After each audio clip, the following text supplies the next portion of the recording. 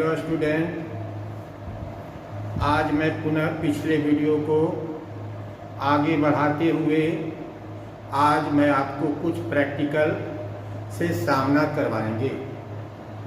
पिछले दो वीडियो में हमने नॉट फॉर प्रॉफिट ऑर्गेनाइजेशंस के पूरी चर्चा हमने किया है। बहुत ही गहराई में हमने जाकर कॉन्सेप्ट दिया है। तुलनात्मक रूप से हमने एक अध्ययन किया है और इसके अंतर्गत हमने बताया कि फाइनल अकाउंट ही है नॉट फॉर प्रॉफिट ऑर्गेनाइजेशन। जिस प्रकार ट्रेडिंग इंस्टीट्यूशन में ट्रायल बैलेंस से फाइनल अकाउंट बनाते हैं, उसी प्रकार रिसीप्ट एंड पेमेंट अकाउंट से भी हम यहाँ फाइनल अकाउंट बनाते हैं। वहाँ भी एडिशनल इंफॉर्मेशंस के रूप में एडजस्टमेंट होते थे, यहाँ भी एडिशनल इंफॉर्मेशंस के रूप में एडजस्टमेंट होंगे। मीन्स दोनों में काफ़ी हद तक समानताएं हैं। थोड़ी बहुत जो कठिनाई है उसी कठिनाई को हम आज हल करेंगे। धीरे धीरे छोटे से बड़े सम की ओर हम बढ़ेंगे। अर्थात आज कुछ छोटे छोटे प्रैक्टिकल मैंने अपने ही तरीके से प्रैक्टिकल को तैयार किया है, जिसे आपके समक्ष हम बनाकर अंतर के द्वारा समझाने का काम करेंगे।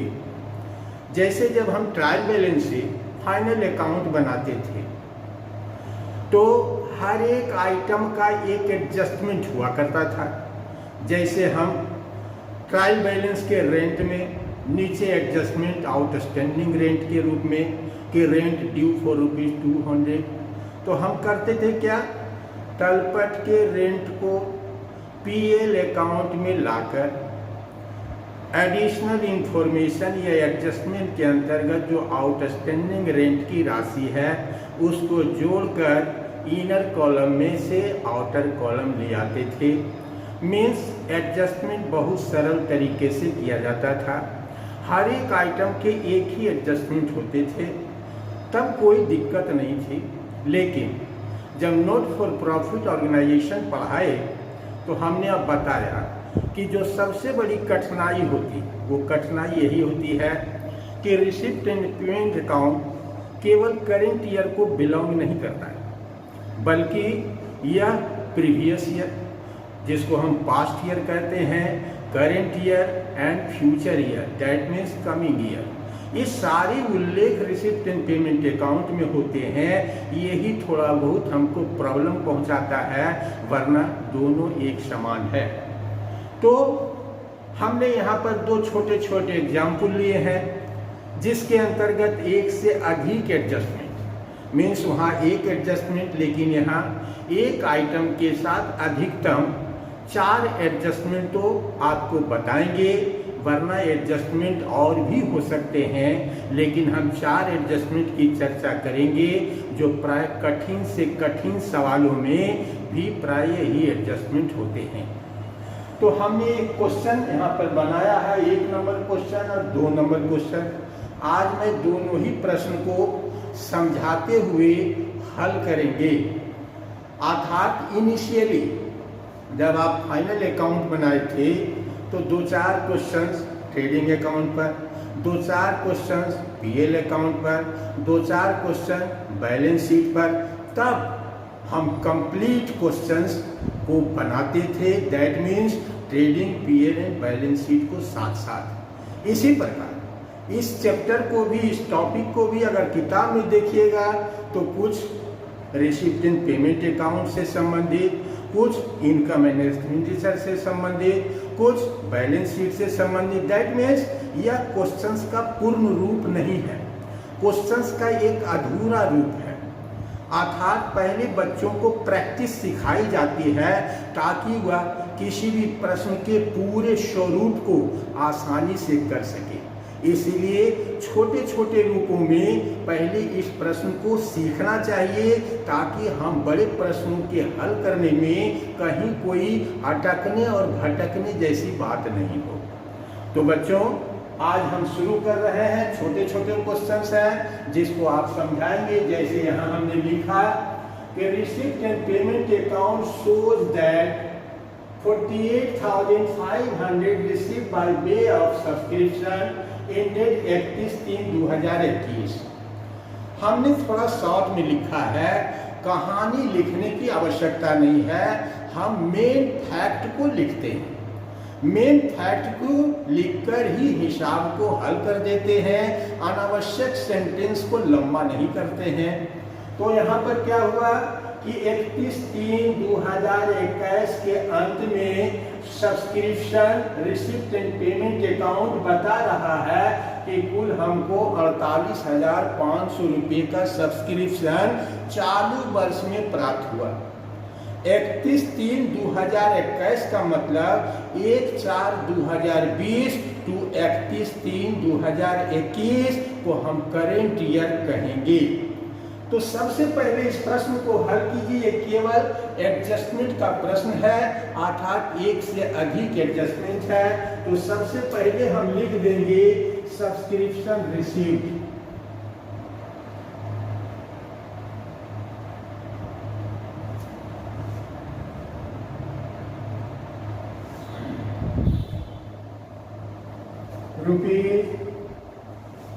₹48,500, दैट मीन्स यहाँ लिख दिए 48,500। अब समायोजन की ओर बढ़ते हैं। समायोजन में एक खास पॉइंट को ध्यान में रखना है। खास पॉइंट क्या है कि एट द एंड का काम आपने पहले भी फाइनल अकाउंट में किया। जैसे rent outstanding at the end होते हैं, लेकिन लिखा नहीं जाता है। नहीं लिखने के बावजूद भी वह वर्ष के अंत में अद्दत को बताते हैं। तो एट द एंड को हम आउटस्टैंडिंग को क्या करते थे, फाइनल अकाउंट में जोड़ते थे।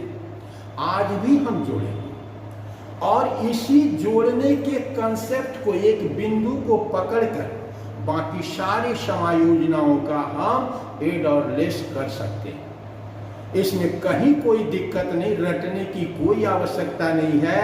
अर्थात पिछले फाइनल अकाउंट में अगर आउटस्टैंडिंग एट द एंड को जोड़ते थे, तो आज भी हम इसमें ढूंढकर उसे जोड़ने का काम करेंगे। तो एट द एंड कौन कहलाएगा? तो यहाँ पर 4 समायोजन है। आउटस्टैंडिंग एट द एंड पहला ही समायोजन है। आउटस्टैंडिंग सब्सक्रिप्शन ₹5,000 एट 31/3/2021, 31/3/2021 को ही प्राय हम बना रहे हैं।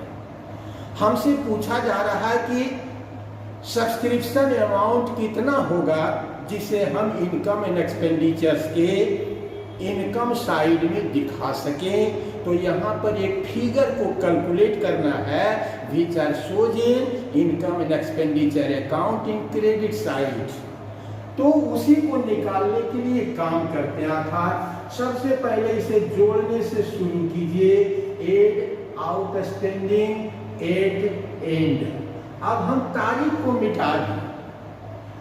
हम समझ गए हैं कि at the end of the year 31/3/2021 है। अर्थात बार बार तारीख को पुटअप करके समस्या को बढ़ाना नहीं। इतना कह देने मात्र से ही हमारा अर्थ निकल जाता है।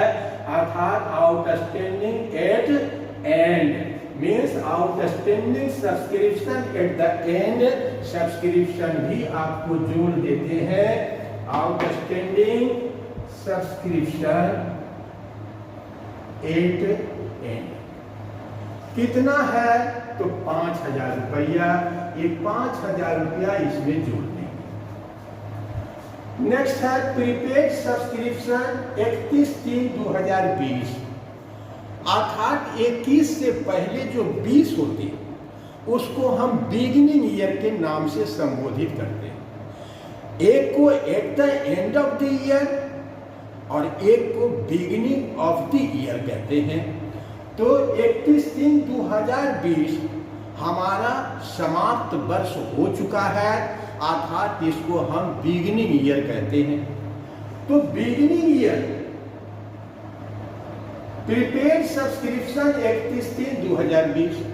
तो अब यहाँ पर फिर लॉजिक लगाइए कि जब आप फाइनल अकाउंट बनाते थे तो प्रीपेड एट द एंड को लेस करते थे। प्रीपेड एट द एंड को लेस करते थे। यह पूरे फाइनल अकाउंट में था कि जहां पर प्रीपेड का मतलब अमाउंट रिसीव्ड इन एडवांस या अमाउंट पेड इन एडवांस, तो हम यहाँ सब्सक्रिप्शन एडवांस के रूप में रिसीव कर रहे हैं, अर्थात छोटे रूप में इसको हम प्रीपेड सब्सक्रिप्शन कह सकते हैं। कोई कहने में हर्ज नहीं है, और इसे लंबा करना है तो subscription received in advance as on 31/3/2020 कहती, अर्थ तो उतना ही है। तो आप पकड़िए इसके मूल बिंदु को, जो दो काम हम पहले करते थे कि आउटस्टैंडिंग एट द एंड को जोड़ते थे और प्रीपेड एट द एंड को घटाते थे। जब प्रीपेड एट द एंड को घटाते हैं तो इसी का रिवर्स हो जाता है कि प्रीपेड एट बिगिनिंग को जोड़ेंगे। मीन्स एट द एंड को अगर प्रीपेड घटाते थे तो बिगिनिंग प्रीपेड को हम जोड़ेंगे, और यह बिगिनिंग प्रीपेड है, अर्थात इसे भी जोड़ने का काम करेंगे।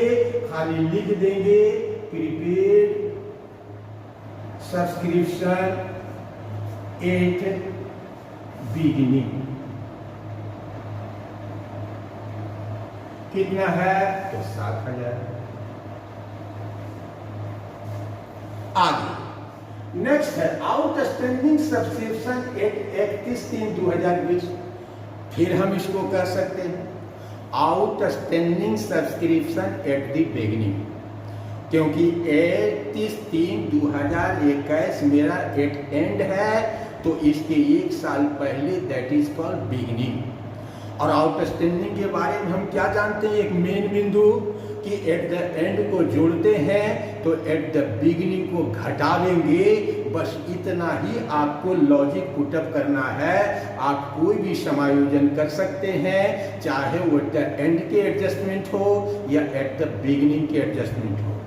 तो ये क्या है, outstanding subscription at the beginning, अर्थात बिगिनिंग है तो इसको हम लेस करेंगे, less outstanding subscription at beginning. कितना है 9,000 रुपया, तो इसको आप जोड़ के भी हटा सकते हैं।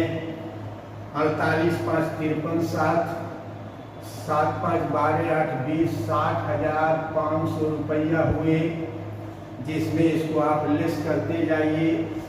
9,000 रुपया बच गए 51,500 रुपया।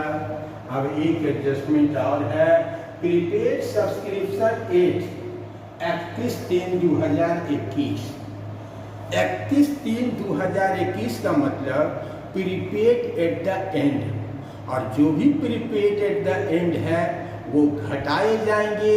प्रीपेड एट द बिगिनिंग है तो जोड़े जाएंगे। इस बात को ही केवल समझने की आवश्यकता है। तब यहाँ पर prepaid at the end, that means यह भी आपके लेस आइटम है, तो लिख देंगे प्रीपेड सब्सक्रिप्शन एट एंड। कितना है 6,000 रुपया। 6,000 घटा दीजिए 500, 10 से 11 5 4 45,500 रुपया, दैट इज दी आंसर। और इसका क्या मतलब हुआ, इसका मतलब हुआ कि हम अपने फिनेंशियल स्टेटमेंट के इनकम एंड एक्सपेंडिचर के क्रेडिट साइड में सब्सक्रिप्शन एज ए इनकम के रूप में 45,500 रुपया लिखा जाएगा। अभी सिर्फ इतना ही है कि इनकम एंड एक्सपेंडिचर अकाउंट में सब्सक्रिप्शन की कितनी राशि आय के रूप में लिखी जाएगी, तो इसका उत्तर हुआ 45,500 रुपया एज ए सब्सक्रिप्शंस के रूप में इनकम एंड एक्सपेंडिचर्स के क्रेडिट साइड में लिखे जाएंगे। इसे ही कहते हैं एडजस्टेड सब्सक्रिप्शन, दैट मीन्स समायोजित सब्सक्रिप्शन। सब्सक्रिप्शन का मतलब होता है चंदा। ये चंदा प्रायः रेवेन्यू आइटम होते हैं, मैंने आपको बताया कि ट्रायल बैलेंस में दो ही प्रकार के आइटम होते हैं, या तो कैपिटल एक्सपेंडिचर होते हैं, रेवेन्यू एक्सपेंडिचर होते हैं, या कैपिटल रिसिप्ट होते हैं, या रेवेन्यू रिसिप्ट होते हैं। उसी प्रकार रिसिप्ट एंड पेमेंट अकाउंट में चार ही आइटम होते हैं। भले इसके अनेक स्वरूप होते हैं, लेकिन सभी को अगर बांटा जाए तो यह चार शीर्षकों में बंट जाएगा: capital expenditure, revenue expenditure, capital receipt and revenue receipt. ये सब्सक्रिप्शन हमेशा रेवेन्यू का बोध कराता है। रेवेन्यू के मतलब हम क्या समझाए थे?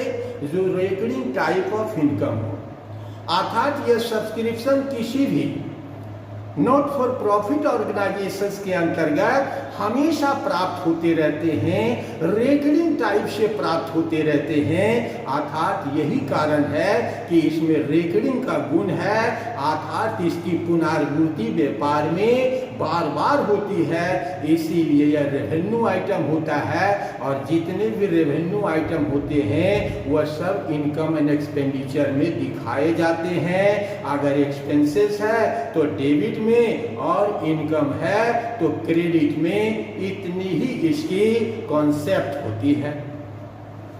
अब एक क्वेश्चन और हमने बनाया, क्वेश्चन नंबर 2 शॉर्ट में है। आप इसका स्क्रीनशॉट ले लीजिए और ध्यानपूर्वक इसको देखिए कि बनाने के किन तरीकों का हम प्रयोग कर रहे हैं, ताकि उसे भी आप दोहरा सकें और आगे की क्रिया के लिए आप तैयार रह सकें। क्योंकि आने वाले दिनों में कठिन से कठिन प्रश्नों के हल को मैं आपको समझाऊंगा। अभी यह सरल है, इनिशियल है, प्रारंभिक है, इसीलिए प्रारंभिक तौर पर पहले वो महत्वपूर्ण छोटी छोटी बातों को सीख लीजिए जिसका प्रयोग हमें बड़े बड़े सॉल्यूशन में करना पड़ेगा। तो यह छोटा भले है लेकिन भाव गंभीर करता है। अगर इसकी समझ नहीं हो तो हम किसी भी प्रश्न को हल नहीं कर सकते हैं। इसीलिए मैं इन छोटी छोटी बातों को, जो बहुत ही कठिन महसूस होता है आगे चलकर, उसी को समझते हैं।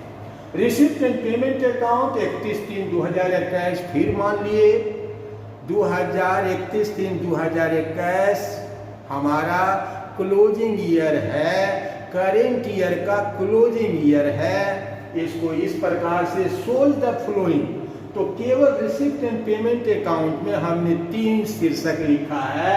टू सब्सक्रिप्शन 31/3/2020 पिछले साल, करेंट साल, पास्ट मीन्स आने वाले साल अभी पूरा नहीं हुआ है, अभी 22 प्रवेश भी नहीं किया है। हम अभी चल रहे हैं 20 और 21 में, जो 1 अप्रैल से शुरू होकर इस साल के 1 अप्रैल से अगले साल के 31 मार्च को संबोधित करता है। और इसको प्राय हम फाइनेंशियल ईयर कहते हैं। 3 फिगर दे दिए। कुछ एडिशनल इंफॉर्मेशन है। एडिशनल इंफॉर्मेशन का मतलब तो आप समझ गए, दैट इज एडजस्टमेंट। यही एडजस्टमेंट है। एडिशनल इंफॉर्मेशन अतिरिक्त सूचना के रूप में प्राय समायोजन होते हैं। तो अब इसकी बातों को समझिए। इसको पढ़ते हुए सब्सक्रिप्शन आउटस्टैंडिंग एज ऑन 31/3/2020 3500, अर्थात यही है कि जब रिसिप्ट एंड पेमेंट अकाउंट का कन्वर्शन हम करते हैं तो वह 3 तरह से किया जाता है। दैट मीन्स पूर्व में जाते हैं, आगे जाते हैं और बीच में करेंट ईयर होता है। दैट मीन्स इसमें एक ओपनिंग बैलेंस शीट बनाने की आवश्यकता होती है। आने पर बताएंगे। अभी ओपनिंग बैलेंस शीट का थोड़ा सा झलक दिया हुआ है, क्योंकि यह पिछले वर्ष का जो 2800 रुपया है यह पिछले वर्ष का बताता है। इसी को प्राय हम ओपनिंग बैलेंस शीट को कहते हैं। यह करेंट ईयर है और यह अभी वर्ष आया नहीं है, that is called past year.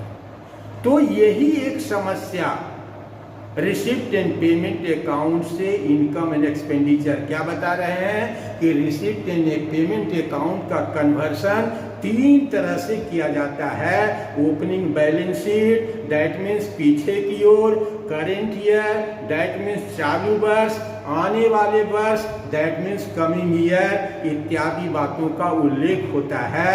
यही थोड़ा बहुत कठिनाई पहुंचाती है। अब देखिए, subscription outstanding as on 31/3/2020, that means इसके पहले चले आए। यहाँ पर हमारा आउटस्टैंडिंग सब्सक्रिप्शन था 3500, ये था पिछले बैलेंस शीट। पिछले बैलेंस शीट में 3500 रुपये का आउटस्टैंडिंग सब्सक्रिप्शन था। इस रिसिप्ट एंड पेमेंट अकाउंट में देखते क्या है कि 3500 में हमको 2800 रुपया प्राप्त हो गया, दैट मीन्स 700 रुपया अभी भी पिछले साल का आउटस्टैंडिंग है। समझ रहे हैं बात को कि हमारा पिछले साल का आउटस्टैंडिंग सब्सक्रिप्शन 3500 था, चालू वर्ष में 2800 रुपया प्राप्त हो चुका है, दैट मीन्स अभी भी उस 3500 में 700 रुपया आउटस्टैंडिंग है, जिसको हम क्लोजिंग बैलेंस शीट में लेंगे, इस 700 रुपया को। चालू वर्ष का सब्सक्रिप्शन है 12,000, सब्सक्रिप्शन आउटस्टैंडिंग 21,4700, 4,700, दैट मीन्स देखिए हमारा 31/3/2021 तक का कुल आउटस्टैंडिंग 4,700 है। तो ये कुल आउटस्टैंडिंग में यह 700 रुपया भी आउटस्टैंडिंग शामिल है, दैट मीन्स वर्तमान वर्ष का आउटस्टैंडिंग महज 4,000 रुपया है। जब हम बोलते हैं कि हमारे वर्ष के अंत में कुल आउटस्टैंडिंग 4,700 है, इसका मतलब पिछला आउटस्टैंडिंग जो है वो भी इसके अंतर्गत शामिल है। तो ये 700 रुपया 3500 रुपये का आउटस्टैंडिंग है जो इस 4,700 में शामिल है। इसका मतलब वर्तमान वर्ष का आउटस्टैंडिंग सिर्फ 4,000 रुपया है। जब हम इसको सब्सक्रिप्शन इनकम एंड एक्सपेंडिचर में लिखेंगे तो अब इसको समझिए, मिटा के समझ रहे हैं। तब हम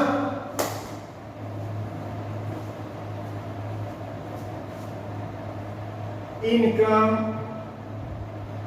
एंड एक्सपेंडिचर अकाउंट जब बनाते हैं तो सब्सक्रिप्शन सबसे पहले 12,000 रुपया जो चालू वर्ष का वो लिख देंगे, प्लस आउटस्टैंडिंग 4,000 रुपया जो निकला वो लिख देंगे, that means full subscription income and expenditure account में 16,000 लिखे जाएंगे। और बैलेंस शीट में अभी और समझिए, एक समायोजन अभी और है। क्या कहता है? Prepaid subscription as on 31/3/2020। Prepaid subscription ये पिछले साल का सब्सक्रिप्शन जो प्रीपेड है। अभी तुरंत हमने इसे बताया कि प्रीपेड एट द एंड को घटाते हैं और ये क्या कहलाएगा? Prepaid at the beginning. Prepaid at the beginning को क्या करेंगे? जोड़ेंगे, अर्थात यहां पर फिर जोड़ा जाएगा यह प्रीपेड एट बिगिनिंग। कितना? 1,500 रुपया। ये जोड़ने के बाद जो बना वह 17,500 इनकम एंड एक्सपेंडिचर के CR साइड में लिखे जाएंगे। यही इसके अंतर्गत थोड़ी बहुत कठिनाई होती है। यह हमने बाहर करके लिखा, अब यह अंदर में आ रहा है, इसीलिए बाहर के तरीकों को ही प्रायः अंदर में इस्तेमाल किए जाते हैं। इसमें कोई बहुत बड़ी बात नहीं है। तो इनकम एंड एक्सपेंडिचर में 17,500 लिखेंगे और बैलेंस शीट में कितना लिखेंगे? तो बैलेंस शीट के एसेट्स भाग में लिखा जाएगा आउटस्टैंडिंग सब्सक्रिप्शन 4,700 रुपया, दैट मीन्स 4,000 इस साल का और 700 पिछले साल का। यही कारण है कि यहाँ कुल आउटस्टैंडिंग 4700 है। अगर इस 4700 को अलग करना चाहते हैं तो लिख दीजिए 20 21 और 19 20। 19 20 का 700 है और 20 21 का 4000 है। इस प्रकार से भी आप लिख सकते हैं और इसको एकमुश्त करके भी लिख सकते हैं। लिखना कोई समस्या नहीं, समझना समस्या होती है। तो आप जैसे चाहें इसको लिख सकते हैं। बनाने की एक विधि यह है जो बिल्कुल सरल विधि है। अब इसको देखो, ये भी बैलेंस शीट के लायबिलिटीज में लिखे जाएंगे। ये 2000 रुपये का जो एडवांस है उसके लिए लिखा जाएगा प्रीपेड सब्सक्रिप्शन लायबिलिटीज की तरह 2000 रुपया। इस प्रकार बैलेंस शीट में यह 2 फिगर पुटअप किए जाएंगे। अभी अनकम्प्लीट आई, यहाँ बैलेंस शीट के योग को मिलाना नहीं, केवल क्या पूछ रहे हैं, so how they would appear in financial statement. आपसे इतना ही पूछा जा रहा है कि इसको वित्तीय विवरण में किस प्रकार से शामिल किया जाएगा। तो यह हो गया इनकम एंड एक्सपेंडिचर अकाउंट, ये हो गया क्लोजिंग बैलेंस शीट और एक होते हैं ओपनिंग बैलेंस शीट। तो ओपनिंग बैलेंस शीट में क्या लिखेंगे, आउटस्टैंडिंग सब्सक्रिप्शन 3500 रुपया। इस प्रकार रिसिप्ट एंड पेमेंट अकाउंट का कन्वर्सन 3 रूपों में हो गया। ओपनिंग बैलेंस शीट 3500 रुपया, इनकम एंड एक्सपेंडिचर अकाउंट 17500 रुपया और बैलेंस शीट के एसेट्स में 4700 और बैलेंस शीट के लायबिलिटीज में 2000 रुपया प्रीपेड सब्सक्रिप्शन के रूप में। तो मेरा विश्वास है कि अगर आप फाइनल अकाउंट या मेरे पिछले 2 वीडियो जो नॉन प्रॉफिट ऑर्गेनाइजेशंस पर तैयार किए गए, जो कंपैरेटिव स्टडी के रूप में है, एक हाथ से हम ट्रेडिंग पीएल की भी बात करते रहे, ट्रायल बैलेंस की भी बात करते रहे, दूसरी तरफ हम receipt and payment account, income and expenditure account, cashbook की बात की। दैट मीन्स हमेशा एज ए कंपैरेटिव स्टडी के रूप में हमने पूरा किताब खोल कर रख दिया। अर्थात किताबों में भी प्राय इस प्रकार से कंसेप्ट समझाए नहीं जाते हैं जिस प्रकार मैं आपको समझा रहा हूं, ताकि यह जो भारी भरकम चैप्टर लोगों को लगता है यह आसान हो जाए। और आसान बनाने के लिए अभी तक के बताए गए बातों को अगर आप ध्यान रखते हैं, इतनी ही कठिनाई है। इसी कठिनाई को हम तरह तरह से लंबे लंबे लॉन्ग आंसर जिसको कहते हैं लॉन्ग टाइप क्वेश्चन में, यही बातें जो छोटी छोटी आज समझ रहे हैं यह बड़े बड़े प्रश्नों में आता है और यही हमको प्रश्न को हल करने में उलझन बन जाता है। तो बच्चों, अगर इसको 2 पार्ट समझ गए हैं, पुनः मैं हो सकता हूं और समझाऊं। यहाँ इतना तक में अगर आप नहीं समझ पाए तो हो सकता है एक आध वीडियो और छोटी छोटी बातों को लेकर। हमेशा ध्यान रखिए, मैं अपना ही क्वेश्चंस बनाता हूँ और उसे मैं स्वयं ही हल करता हूँ।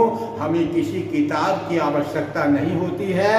क्वेश्चन बनाना एक टीचर का एक साधारण सा काम होता है। यह अलग बात है कि अनेकानेक शिक्षक किताबों के क्वेश्चंस को लेकर हल करते हैं। हम उस तरह का काम नहीं करते। कोई भी प्रश्न हम स्वयं पहले बना लेते हैं, संतुष्ट हो जाते हैं, तत्पश्चात इस पर आपसे हम चर्चा करते हैं और आपको अच्छी अच्छी बातों से नवाजते हैं ताकि आप अच्छे से इस टॉपिक को पढ़ सकें। तो आज तक के लिए हम समझते हैं इतना आपके लिए काफी होगा, क्योंकि यह साधारण नहीं है, एक कठिन काम है। कठिन काम को थोड़ा धीरे धीरे धीरे समझने का प्रयास किया जाए, अर्थात एक बार में समझने का प्रयास आपके लिए घातक हो सकता है। इसीलिए अध्ययन मनन कीजिए, बैठिए, चिंतन कीजिए कि यह फिगर सब किस प्रकार से बन रहे हैं। अगर इसका चिंतन आपने पूरी तरह से कर लिया तो आने वाले समय में आपके लिए यह टॉपिक कोई समस्या नहीं होगी। अर्थात अगर आप फिर कहेंगे कि अगर समझाने का आपको तरीका अच्छा लगता हो तो लाइक शेयर एंड सब्सक्राइब करें, ताकि हमारा चैनल जल्द से जल्द अधिकाधिक विद्यार्थियों को पहुंच सके और इसका लाभ ले सके।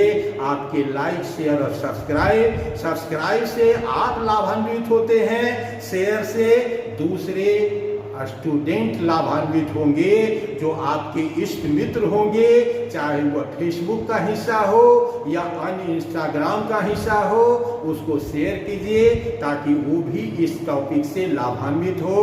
तो आज तक के लिए बच्चों इतना ही।